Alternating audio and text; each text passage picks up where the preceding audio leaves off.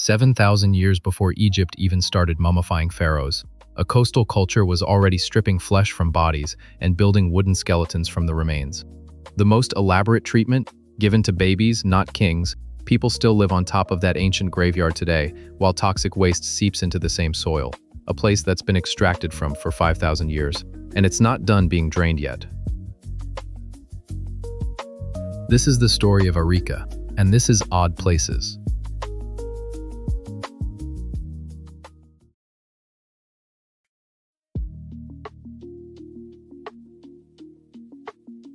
The road drops down from the Andes into a green pocket that shouldn't exist. The Azapa Valley, an oasis of citrus orchards and vegetable fields cutting straight through the Atacama Desert, the driest place on Earth. You'd think this stretch of coast would be barren. It's not, it's lush. The cold Humboldt current blowing offshore creates a paradox, a desert that isn't hostile, where temperatures hover around 70° Fahrenheit, 21 degrees Celsius year-round.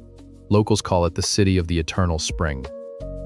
Just 7 miles, 11 kilometers, south of the Peruvian border, at the sharp bend of South America's western coast, sits Arica, a city of 241,000 people.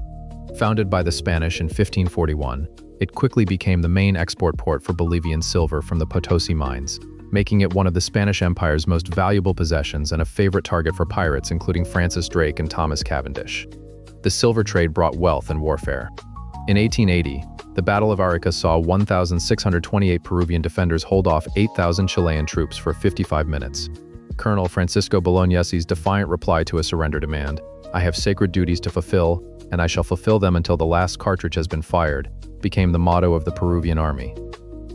The Spanish Empire's silver trade left its mark, fortresses, churches, and a long history of shifting borders. But none of that is what makes Arica strange. That distinction belongs to something much older, buried just beneath the surface of a neighborhood where residents have lived on top of human remains for generations. You'll see what they found soon enough. But first, you need to understand how this desert came to hold the oldest mummies on Earth.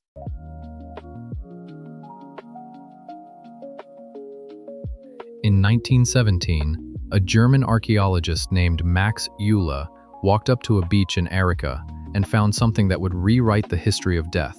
Preserved human bodies with wooden skeletons inside, over 7,000 years old.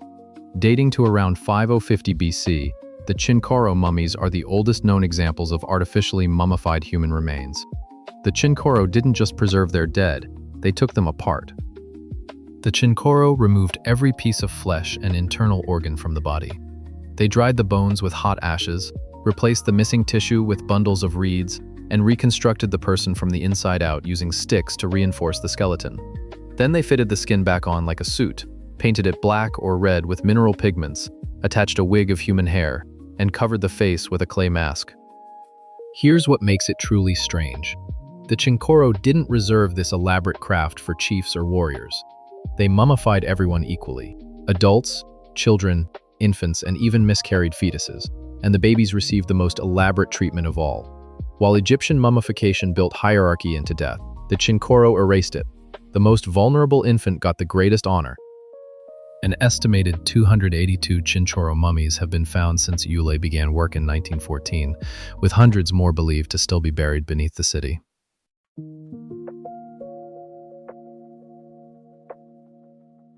If you think a city built over a graveyard is unusual, Arica is about to get more personal. The Chinchorro mummies aren't locked away in a museum vault.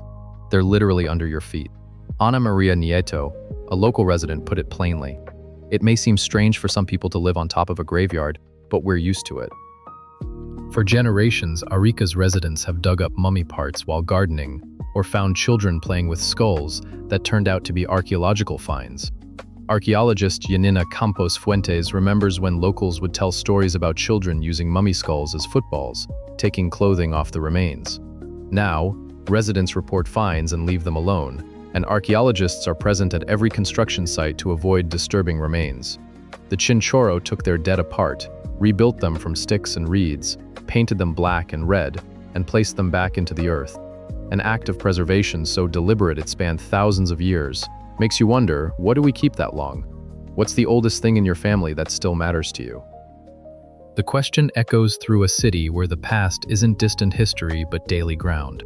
Most of the mummies are housed at the San Miguel de Azapa Archaeological Museum, a 30-minute drive from the city center, where they're curated, studied, and displayed for visitors from around the world. The Chinchorro culture and their mummification sites were declared a UNESCO World Heritage Site in 2021.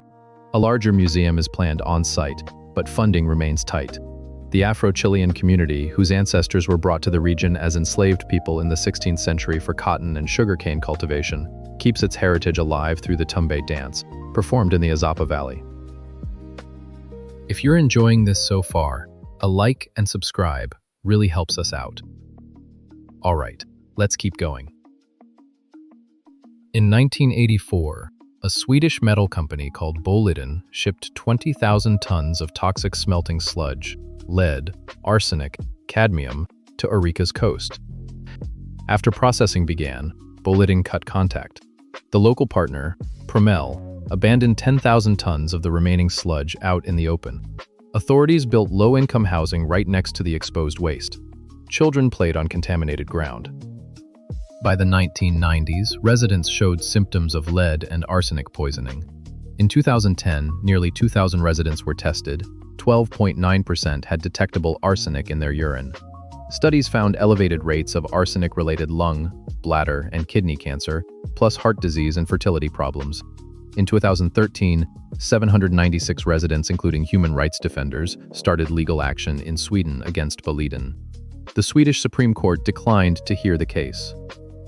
The Boliden sludge site sits in the same coastal zone of Arica, where Chinchorro mummy sites are concentrated. The toxic heavy metals now leach into the soil, threatening not only the health of living residents but also the archaeological integrity of the very Chinchorro remains that define the city's identity. The living are being poisoned, the dead are being disturbed.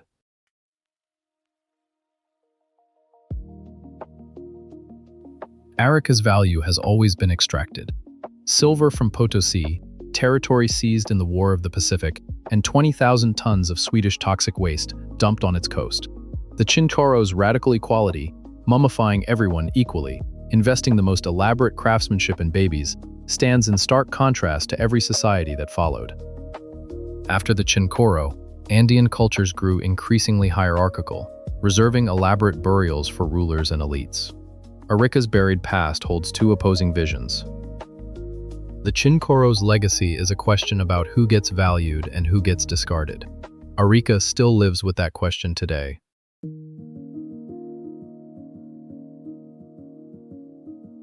The Morro de Arica is a 139-meter cliff that served as the final defensive stronghold in the 1880 battle. Today, it's the city's most iconic landmark.